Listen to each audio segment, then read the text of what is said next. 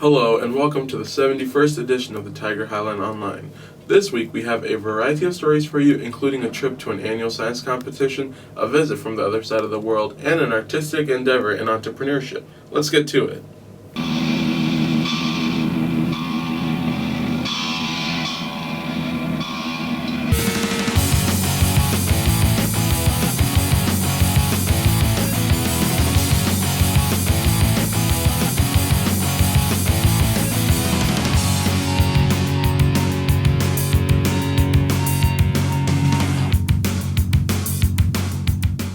Physics students recently returned from an annual competition, putting their science skills to the limits of their creativity. Jackson, Austin, and Adam have the story.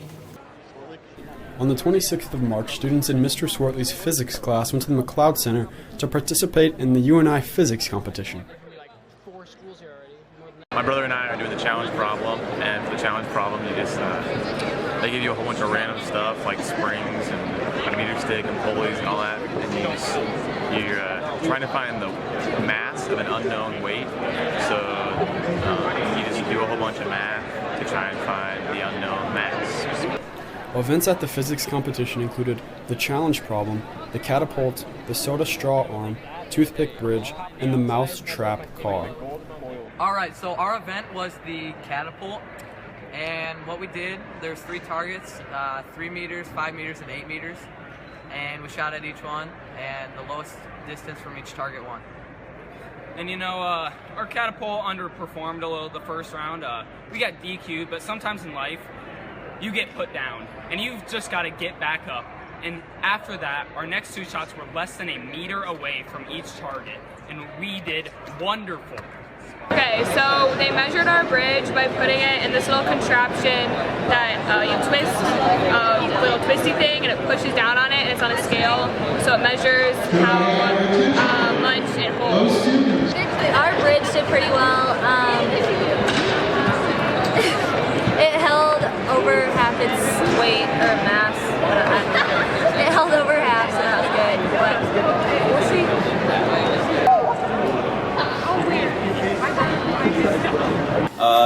We had to make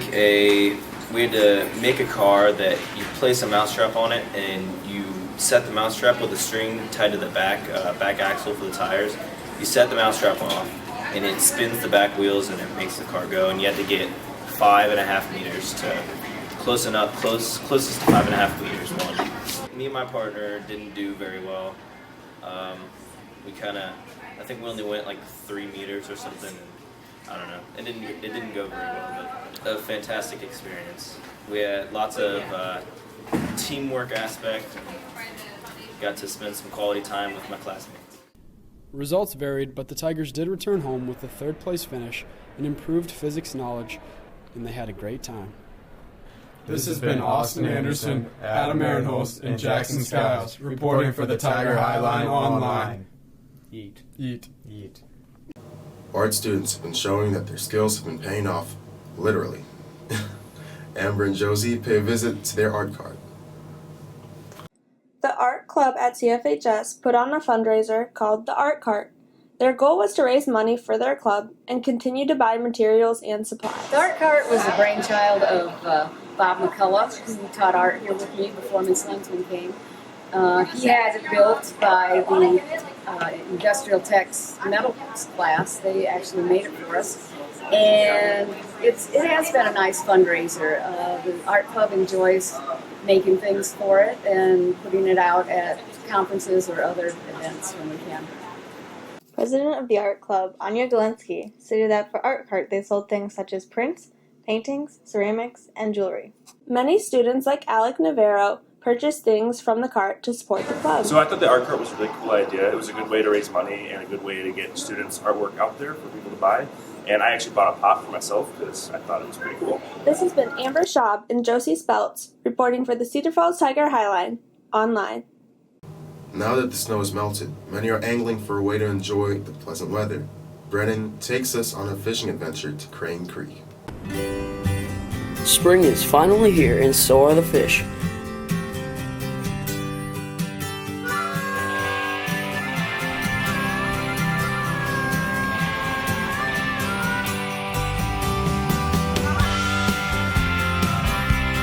Around this time is when fishermen catch the northern pike. Pike are a large fish that are usually found in deep, cold lakes, but around this time of year, they are found in the smaller rivers and tributaries. So we grabbed a tackle box and fishing poles and headed out for Big Woods Lake and Cedar Falls. For a lure, we used a Daredevil, which is a spoon lure. Northerns love them.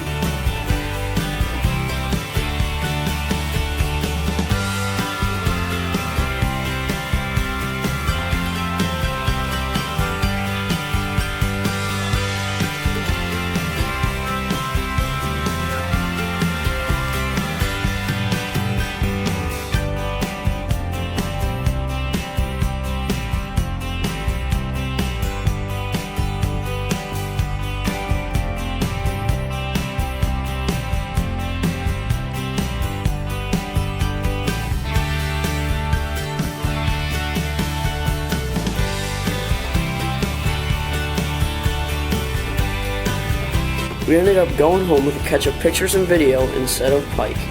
This has been Brennan Coles from the Tiger Highline Online. Fox Pop! Fox Pop.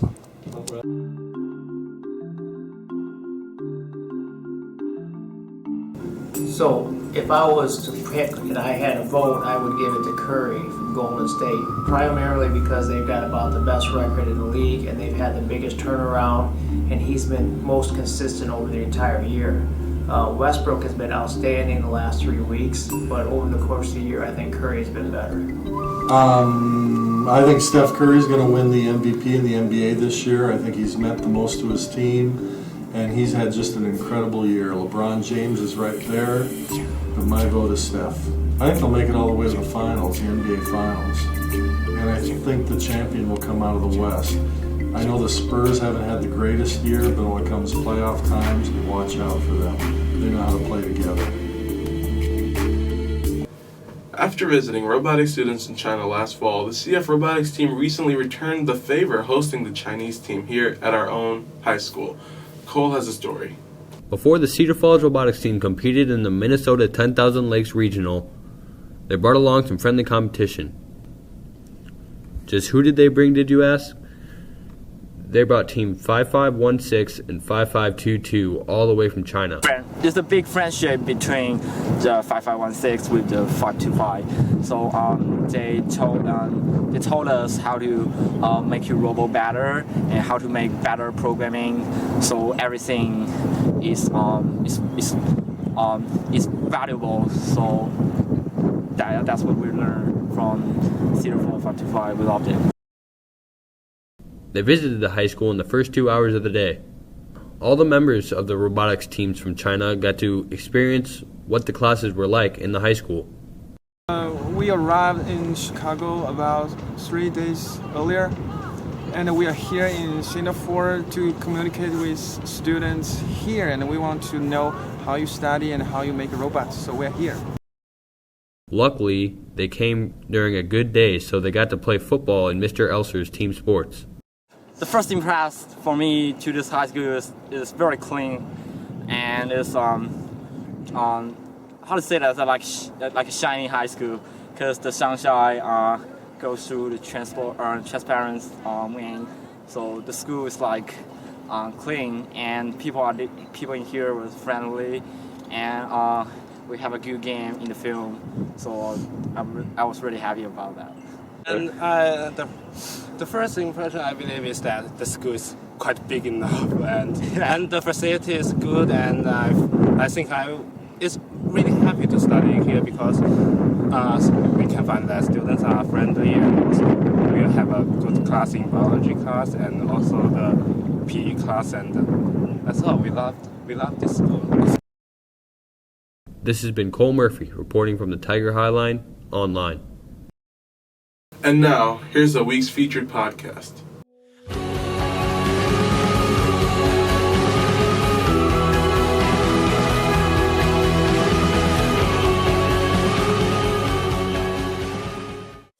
Today I'm going to be showing how to put your hair into a sock bun, and a sock bun is just a bun except it has like a piece on the inside of it.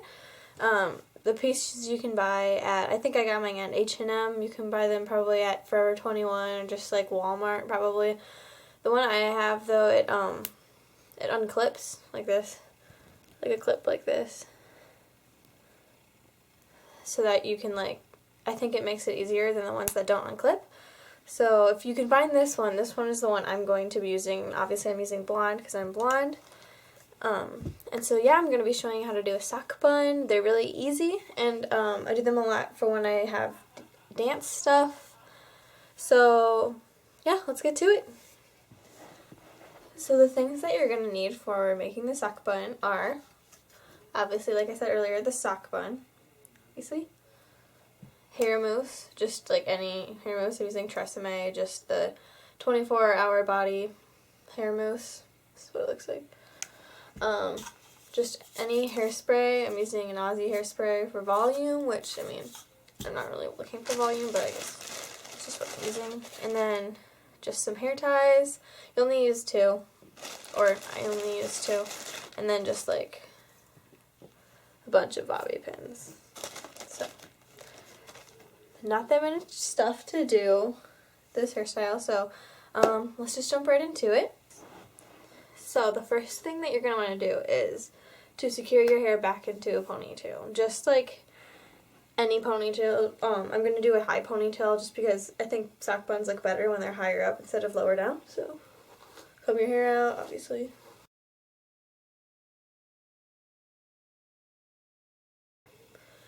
Now take your hair, push it back, and pull it up into a high ponytail.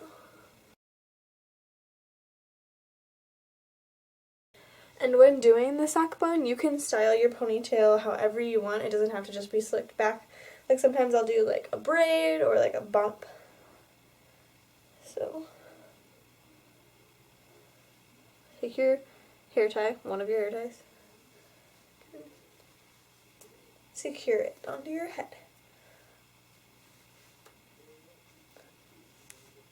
Okay, now, next step, I just want to unclamp the hair thingy.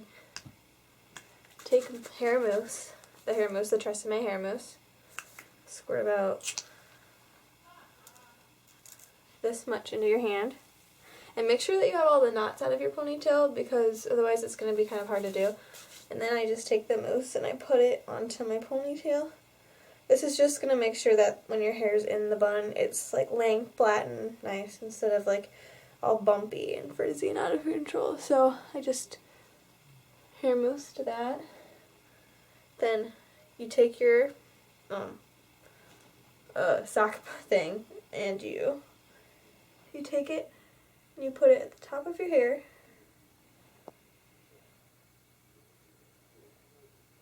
Making sure you get all the pieces around it. And then you roll it down. Making sure you hold it tight the whole way down. And then you're securing it together, obviously. Then you're going to take the hair, and there's like an open space in the back. You probably can't see it, but there's like an open space where there's not a lot of hair, like, because it obviously, I don't know. So you're just going to bring the hairs together on that part. Next, you take another hair tie and you put it around the bun, making sure to secure it tightly onto your bun. Then, take your bobby pins and place them all around the bun, securing the hairs down to the head so that way the bun's not sticking off of your head kind of weirdly.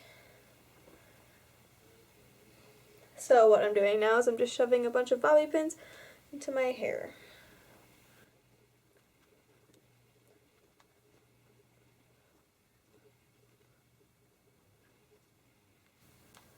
After your hair feels secure, you can like move your head around and it won't move. Then I like to take more hair mousse. Again, just using a very small amount. Rubbing it out into my hands. And then I'm just hanging back all of my frizzies, putting them back. Okay. So that way your hair looks more secured back. And if you have pieces that are sticking up, you obviously can put bobby pins in those places. And then the last thing you do is you just finish it off with some hairspray.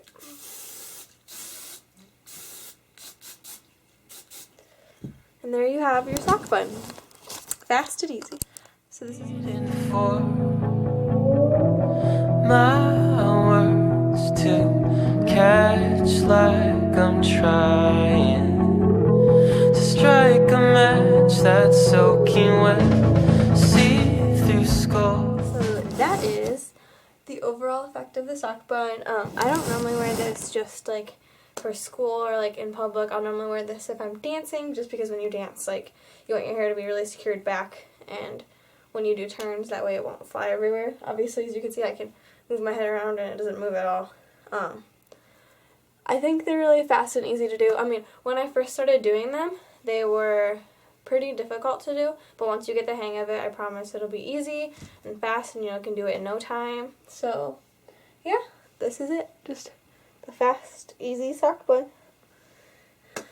Thank you for watching. I hope you enjoyed, and I hope that I taught you some tricks or showed you how to use a sock bun, and I hope that the hairstyle worked out for you. See through skin, leave all the light.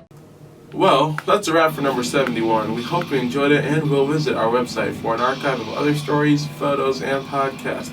Until next time, keep it classy, see ya.